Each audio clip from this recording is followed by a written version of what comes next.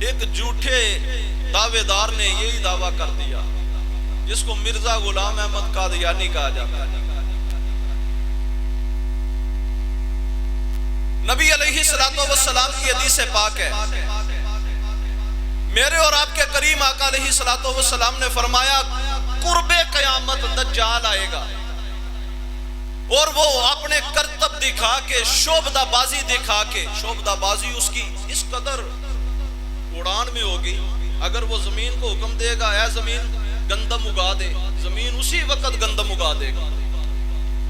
اگر وہ یہ کہے گا کہ مونجی اگ جائے پک جائے، پک جائے گی، کہے گا کھجوریں لگ جائیں، لگ جائیں گی، کھجوریں پک جائیں، کھجوریں پک جائیں گی۔ لوگ دیکھ کے جوک در جوک اس کی پیروی کرنا شروع کر دیں گے۔ آقا علیہ السلام نے فرمایا فتنہ دجال بہت بڑا فتنہ ہوگا۔ صحابہ نے ایسے ہاتھ باندھ لیے، کہنے لگے، عرض کرنے لگے یا رسول اللہ پھر اس فتنے کا مقابلہ کون کرے گا؟ میرے اور آپ کے کریم نبی علیہ السلام آپ ارشاد فرماتے ہیں کہ دمشق کی جامع مسجد کے مشرقی مینارے سے حضرت عیسیٰ علیہ السلام کا ظہور ہوگا، حضرت عیسیٰ علیہ السلام اس کے فتنے کو تباہ اور برباد کر کے رکھ دیں گے۔ ساری کائنات کا وہ چکر لگائے گا، ساری دنیا گھومے گا۔ جب حضرت عیسیٰ علیہ السلام تشریف لائیں گے تو پھر اس کا مقام یہ ہوگا کہ حضرت عیسیٰ علیہ السلام کے منہ سے نکلنے والی سانس کی جو خوشبو ہے نا، اس خوشبو سے بھی وہ دور بھاگے گا، دور بھاگے گا وہ۔ حضرت عیسیٰ علیہ السلام جب تشریف لائیں گے تو میرے اور آپ کے کریم نبی علیہ السلام کے حدیث پاک ہے، حضور ارشاد فرماتے ہیں کہ بنی فاطمہ یعنی میری سلب، میری اہل بیت، میری اہل بیت میں سے ایک فرد جس کا نام محمد ہوگا، لقب اس کا مہدی ہوگا، حضور نے فرمایا وہ حضرت عیسیٰ علیہ السلام کا استقبال کریں گے۔ نماز کا وقت ہوگا، امام مہدی فرمائیں گے کہ اے اللہ کے پاک پیغمبر، اے کلمت اللہ آپ آگے تشریف لائیں مصلی پہ، جماعت آپ کرائیں۔ حضرت عیسیٰ علیہ السلام فرمائیں گے نہیں، آج جماعت آپ کراؤ گے، میں شرف سمجھوں گا اپنے لیے کہ میں امت مصطفیٰ اور بالخصوص نبی کی آل کے پیچھے کھڑے ہو کے میں نماز ادا کر رہا ہوں۔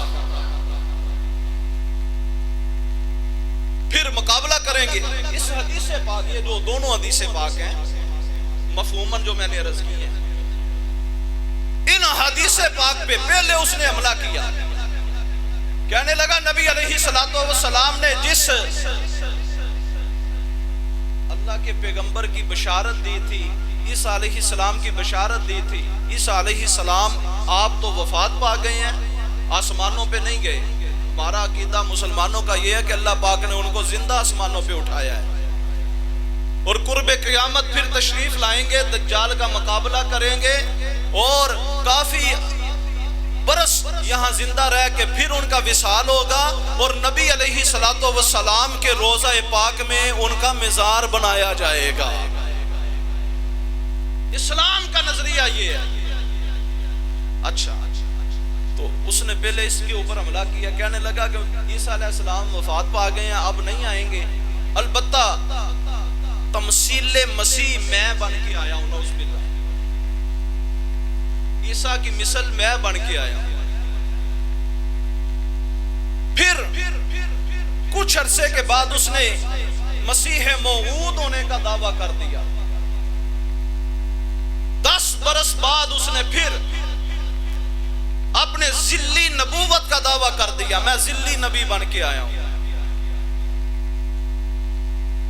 ادھر پھر علماء میدان میں نکلے کہ اسلام کے دوسرے اصول پہ حملہ ہو رہا ہے، اور یہ حملہ ایسا تھا کہ علماء کی چیخیں نکل گئی کہ جس محبوب کو اللہ تعالیٰ نے اول اور آخر بنا کے بھیجا ہے، ظاہر اور باطن بنا کے بھیجا ہے، کائنات کا اول بھی مصطفیٰ ہے، کائنات کا آخر بھی مصطفیٰ ہے، سب سے پہلے جس کو اللہ تعالیٰ نے تخلیق کیا، حتیٰ کہ عرش سے بھی پہلے، کرسی سے بھی پہلے، لوح سے بھی پہلے، قلم سے بھی پہلے۔ ایک حدیث پاک میں آتا ہے اول ما خلق اللہ القلم، اللہ تعالیٰ نے سب سے پہلے قلم کو تخلیق کیا. تو ہم کہتے ہیں بھائی حدیث پاک کو مکمل پڑھو. مکمل کیا ہے؟ میرے اور آپ کے کریم نبی علیہ السلام نے ارشاد فرمایا رب العالمین نے سب سے پہلے قلم کو تخلیق فرمایا. قلم کو تخلیق فرمانے کے بعد رب العالمین نے فرمایا اکتب وہو ما کان وما یکون.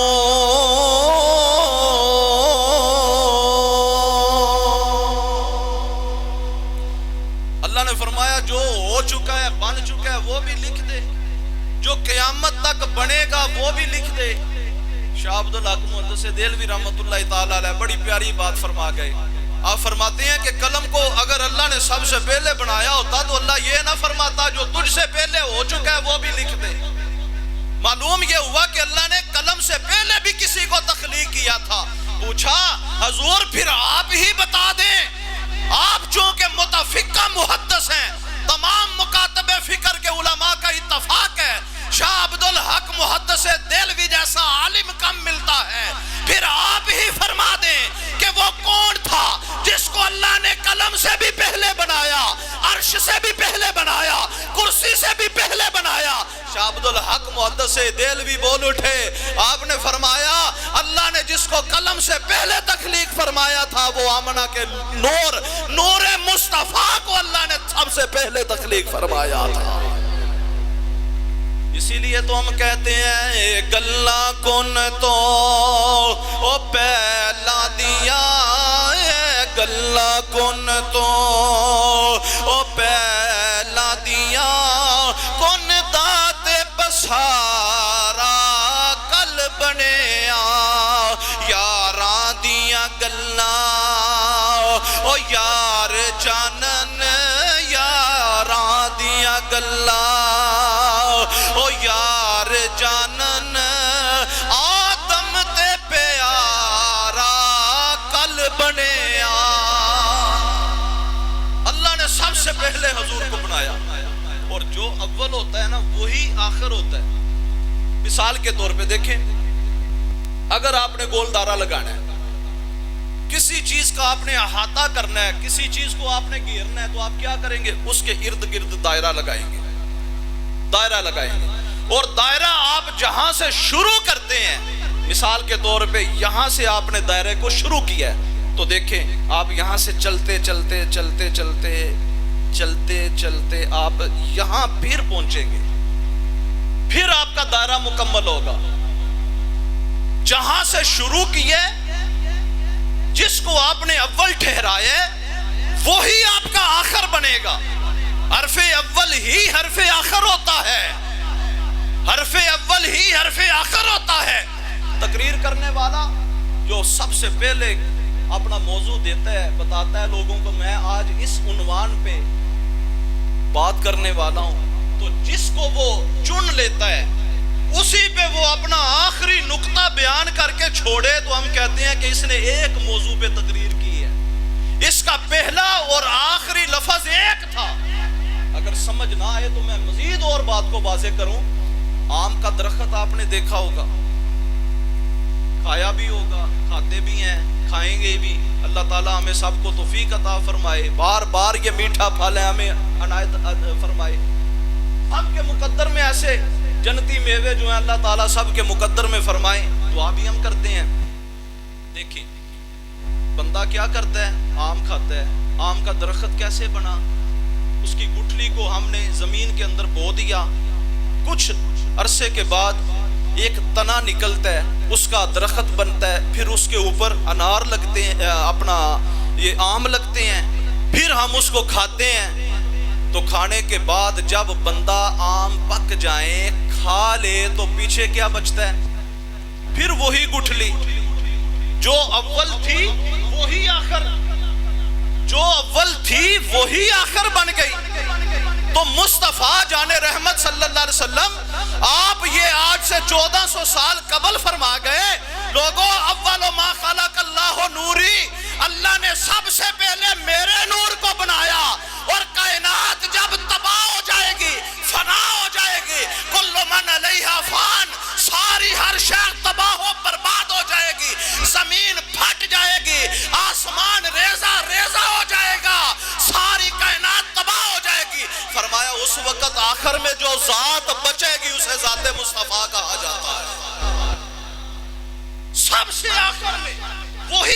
رہے گی جس ذات کو اللہ نے اول بنایا.